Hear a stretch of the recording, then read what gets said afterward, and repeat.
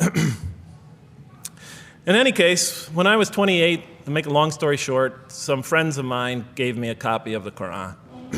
And one night I was sitting in Diamond Heights, my apartment in Diamond Heights in San Francisco.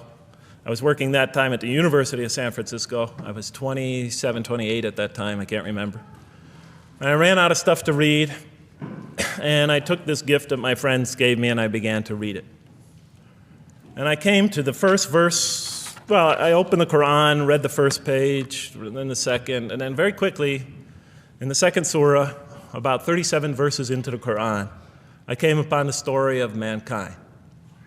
And I have to admit, I read through it very quickly. It was about 9, 10 verses long, story of the first man and woman. And I recognized some of the details. It was similar to what I had learned when I was a child, but I noticed that there was something wrong.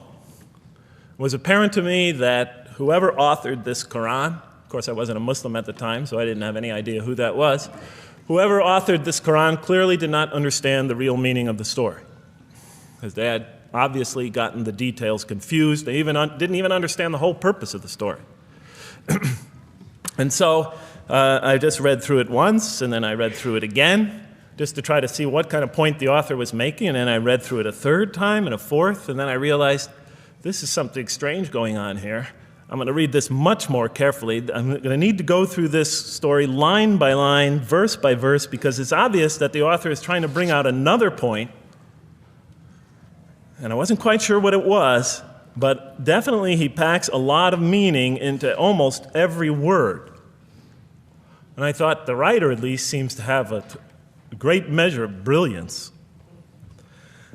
And so I'll try to sort of take you through what my experience was as quickly as I can. So I came to the 30th verse of the second surah, Surah Al-Baqarah, and it began like this. It said, "Behold, your Lord said to the angels, I am going to place a vicegerent on earth." The Arabic word is khalifa. It means a representative or an emissary of mine. "I am going to place a vicegerent on earth." And they said, the angels said, "Will you place therein one who will spread corruption and shed blood, while we celebrate your praises and glorify your holiness?" And God said, he said, "Truly I know what you do not know." See, that's the verse that hooked me. That's the verse that caught my attention. That's the one that kept on making me read the story again and again and again. Because listen to the way it begins. "Behold, your Lord said to the angels, I am going to place a representative of mine on earth, a vicegerent of mine, an emissary, one who acts on my behalf." I thought, that's not the way it goes. You're not supposed to be placing man on the earth in some positive role, some elective office. You place man on earth as a punishment for his sin. Clearly, I knew the author didn't quite get the point. But still, it was an amazing line. But then I come to the next line, and it says, "And the angels say, will you place therein one who will spread corruption and shed blood, while we celebrate your praises and glorify you?" I looked at it again. I couldn't believe the question. They said, "Will you place therein one who will spread corruption and shed blood, while we, the angels, celebrate your praises and glorify you?" I looked at that and I said, exactly. That would be my question. Why would you create this being, supposedly for some positive role, when he's capable of doing tremendous wrongdoing? When he could spread corruption and shed much blood? Why would you create this violent and pernicious creature when you could create angels? As the angels clearly say, while we, the angels, celebrate your praises and glorify you. They're asking one of the most fundamental questions in the entire history of religion. Why create you, man, this utterly fallible creature, this creature who could rebel against God's will, who could do such tremendous wrongdoing, who could wreak havoc like no other creature on earth, when you can make them angels? And look where the question is being asked. It's being asked in heaven. It's almost like saying, look, why don't you just make them angels and be up here in heaven with us, you know? Why don't you just make them angels, pop them into heaven, he's fine. Why would you put him on earth where he could feel distant from you, where he could work out his worst criminal tendencies, act them out, feeling somehow independent and apart from you and free to do whatever he wants? when you could just make them angels and put them into heaven and make them perfectly submissive to your will? I looked at that question and said, that's my question. I'm not even a single verse into the story of mankind, and there before me I see my question. That whole question, everything that I ever thought, everything that I ever experienced, everything that I ever knew was in that question. It was as if the author took my life and wanted to pick out exactly the right question to humiliate me, to provoke me, to anger me. Why create man, this most destructive and violent creature, when you could make him angels? And then look at the answer. And he said, God said, truly I know what you do not know. You know, in modern parlance, we would say, I know exactly what I'm doing. I read that and said, what? You know what you do not know? You know exactly what you're doing? Well, please inform me. Tell me what you're doing. Because, you know, I'm 28 years old and I haven't figured out it yet. And I have a lot of issues that I'm still dealing with that's connected to this question. You can't just get off that easy. You can't just tell me you know exactly what you're doing. Not after what I've been through. Not after you made me this way. And then I realized, of course, I was arguing with a God I didn't even believe in. And that would happen several times as I read through the Quran. And sometimes I would just get into so agitated by what I read, I'd start arguing with this voice that I'm reading before me, that's calling to me. So we turn to the next verse. Well, it turns out that the Quran just doesn't dismiss the question. It starts to answer it a little bit. And in the next verse it says, and he taught Adam, God taught Adam, the names of all things. And then he placed them before the angels and said, tell me their names if you are right. So this verse is clearly referring to the previous one. But notice what it says. Now, from my own background, I remember Adam naming things, but it wasn't connected to any answer to any philosophical question. But here, notice what it says. And he taught Adam the names of all things. And I realized already, just from the first verse, you got to read these verses very carefully because it's packed with a lot of symbolism and meaning. And he taught Adam the names of all things. So here we see Adam is not only just a creature who knows how to name things, who's acquiring the gift of language, but he's also a learning creature. God is teaching him. Now right here, right in this verse, and it'll come even clearer in the subsequent verses, that the very first thing that the Quran is going to emphasize here is man's intellect. He is a learning creature. He is taught. And what is he taught? What is one of the great intellectual gifts he's given in response to the angel's question? The gift of language. Because through language, mankind could not only learn, but he could learn things not only through his own experience, but he could learn things that other people have experienced of times and places that are hundreds, thousands of years and miles separated from him. And so that all our knowledge becomes cumulative. Every generation learning from the generation before it. I'm learning today from authors I read from other sides of the world that may have existed 2,000 years ago. And so we all contribute to our collective learning and knowledge. And so what I'll see later in the Quran, when the Quran will emphasize this again and again and again. Like in one verse it says, read in the name of your Lord who created.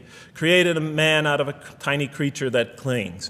Read, it commands the reader. For your Lord is most bountiful. Why is he most bountiful? What great gift did he give you? For he taught man the use of the pen. And through it taught him what he otherwise could not know. And time again, the Quran will call upon man to use his intellectual faculties and swear by his intellectual faculties and to use them correctly because they play a fundamental role in guiding him to truth. I never came upon a scripture that puts so much emphasis on the correct use of our intellectual faculties, on the harnessing of reason, in helping us attain to faith. And he taught Adam the names of all things. And then he placed them before the angels and said, tell me their names if you are right. Okay, you have this you have this natural question about this creation of mankind. Here, this mankind is this human being, this human creature is a learning creature. He has many intellectual gifts. Here, I'm going to place these things before you. Tell me their names if you are right about man. And what did the angels say? In the next verse they say, "Glory to you. We have no knowledge except what you have taught us. In truth, it is you who are knowing, the wise." They say this task, this intellectual test that's put before them is beyond their grasp.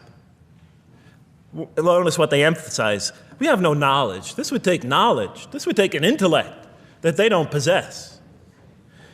In truth, it is you who are knowing, the wise. You got it. It's easy for you. You're the knowing, the wise. You have knowledge. You have wisdom. But this would take knowledge and wisdom that is beyond us. And so in the next verse we read, and he said, "O Adam, tell them their names." And when he had told them their names, notice how it's nothing for him. For mankind, he has this phenomenal ability. And when he had told them their names, as if it's just a triviality for man, he names them. "O Adam, tell them their names." And when he had told them their names, God said, "Did I not tell you that I know what is unseen in the heavens and the earth? And I know what you reveal and conceal?" And he's clearly going back to the angel's question. Yes, you have these natural concerns about the creation of mankind. Yes, he could do these evil things.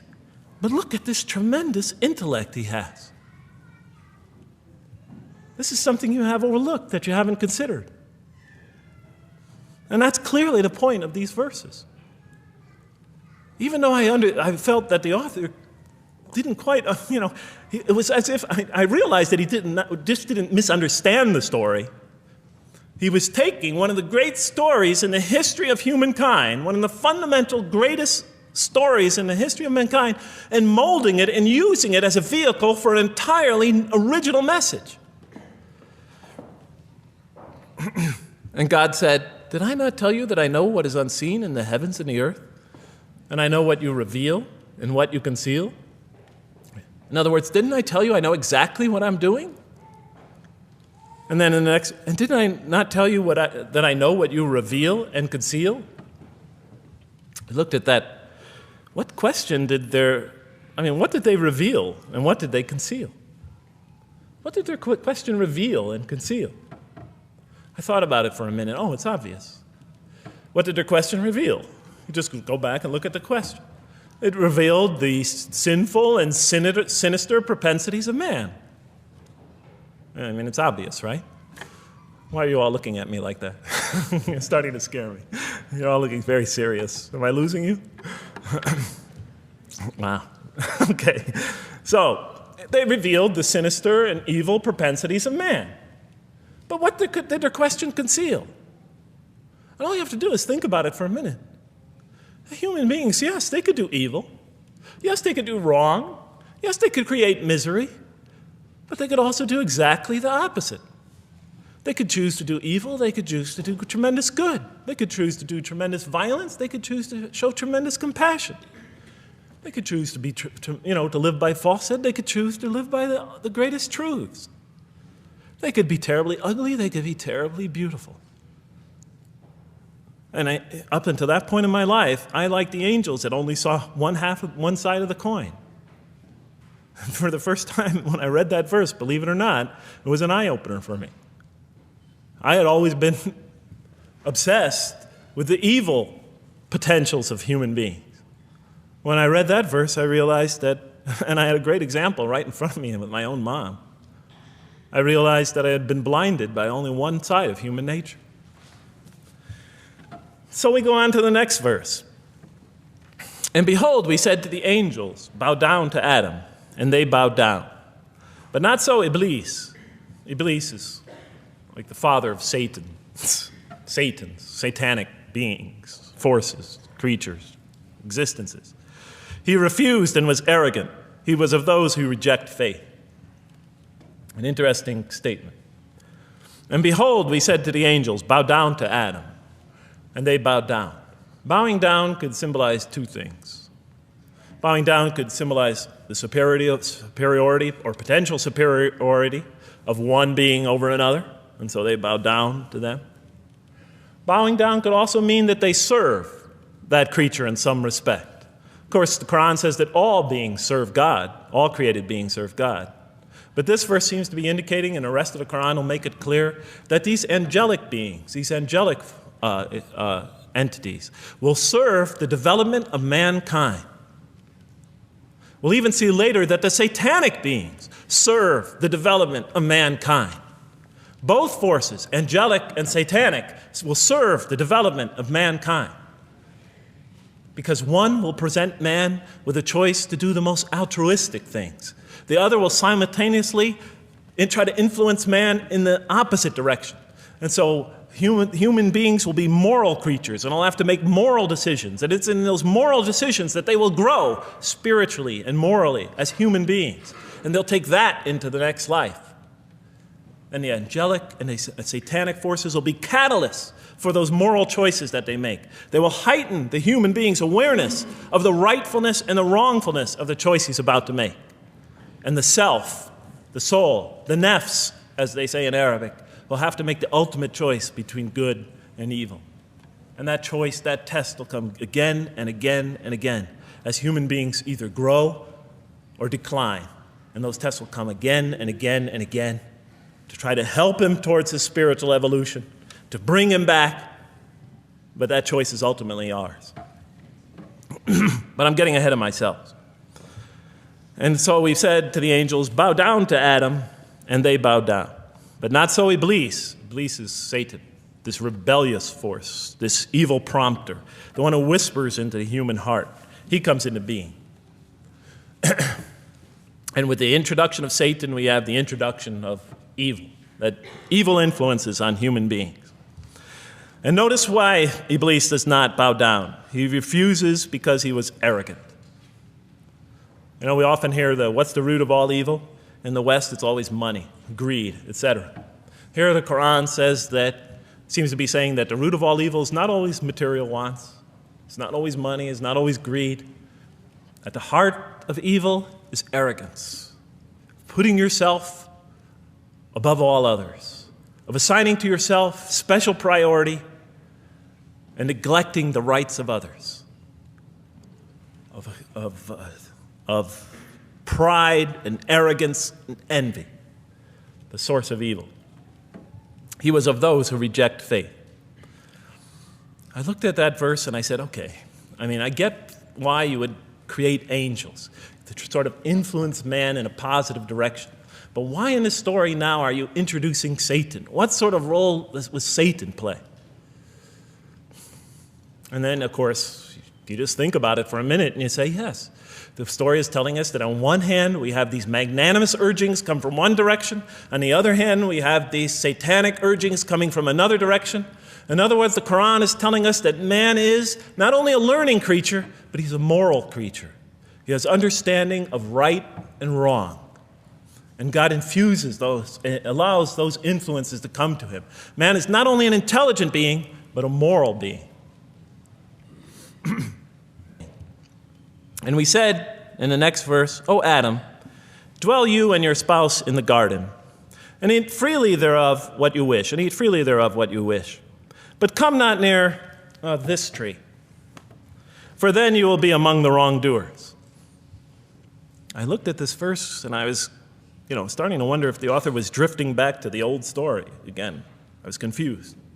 And we said, O Adam, dwell you and your spouse in the garden, and eat freely thereof what you wish, but come not near this tree, for you will be among the wrongdoers. I thought it was drifting back to the old story. Man sins, man's punished for his sins with earthly life.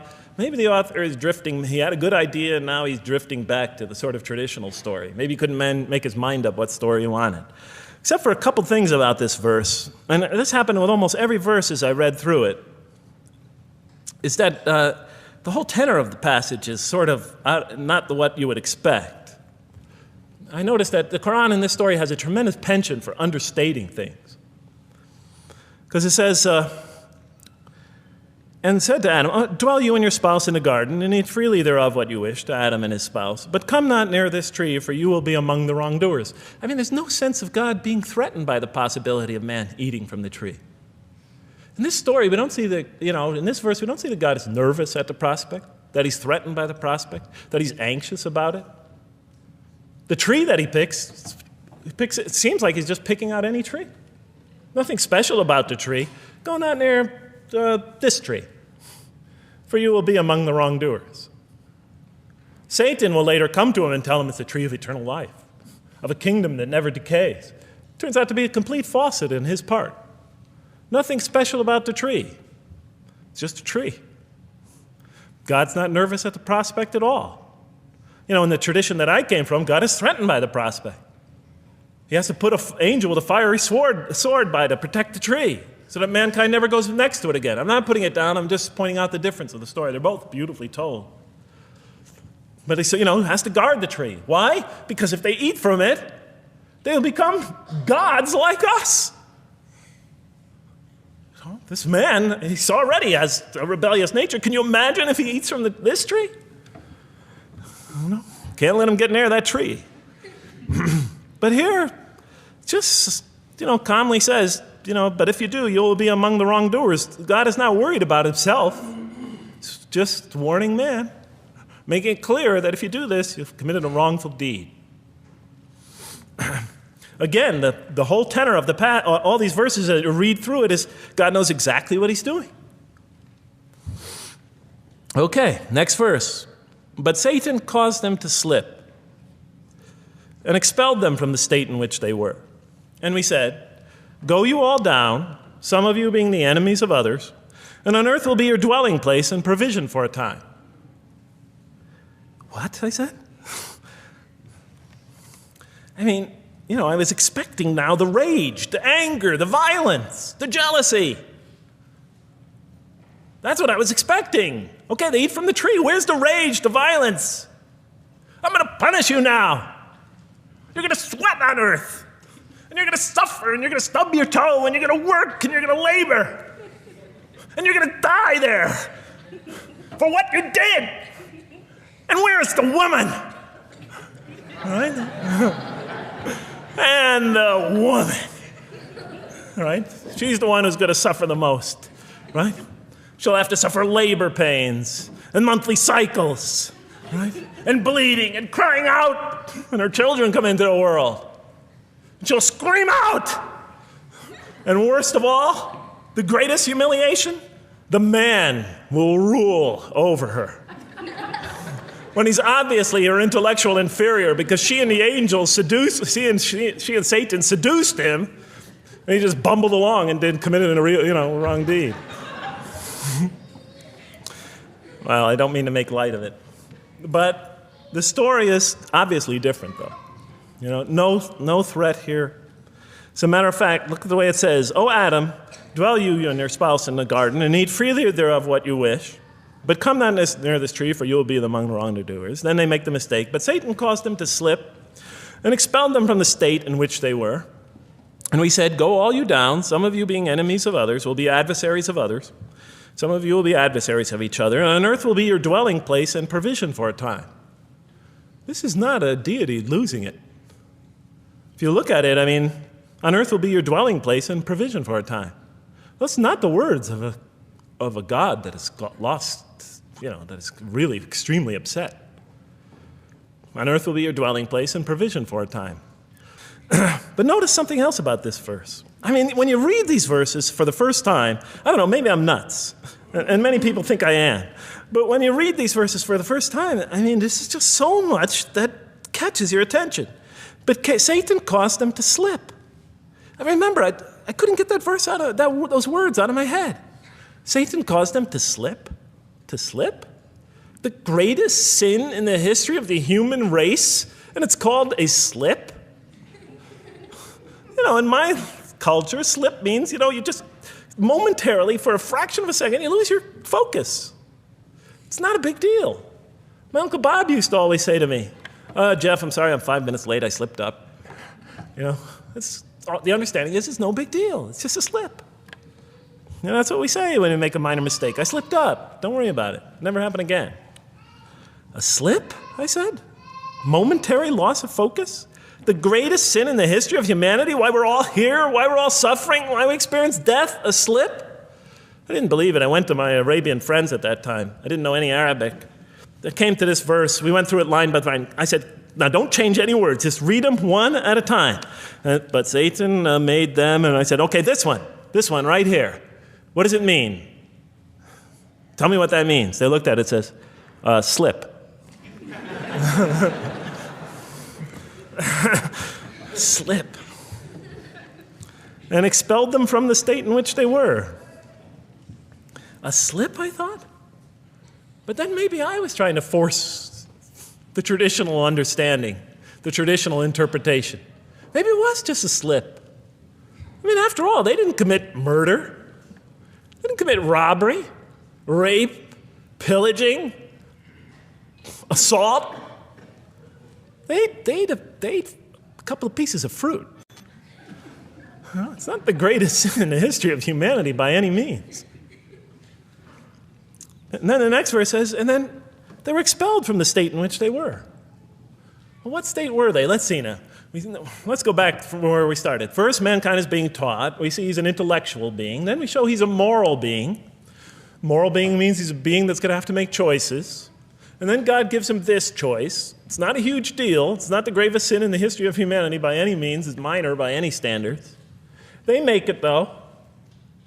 We see that God originally intended to put man on earth as his vicegerent. We see a period of preparation where he's being prepared intellectually, where he's growing intellectually, where he's growing as a moral creature. When does God finally put him on earth? What signals that he's ready to begin? He makes his first independent choice. It's not the worst deed in the history of humanity. It's minor on anybody's scale, but it shows that mankind is ready to act on his own, to be his own, to make his own choices, that God has empowered him to make choices, and he's ready to make them and carry them out and see them most often to their expected ends, if God wills. And that seems to be the only real significance of it. But I thought, maybe I'm getting this wrong. Maybe God just blows off into an angry rampage the next verse. So I look at the next one and it says, and then Adam received words from his Lord. And God turned to him mercifully, for he's oft returning, ever merciful. Well, if I had any doubts up till now that God is not enraged by what this has happened, that God hasn't prepared mankind for this choice, for what was eventually going to happen, that all this was preparation for mankind to begin his earthly sojourn in this famous allegory. If I had any doubts before now, I had them, certainly didn't have them after reading this verse.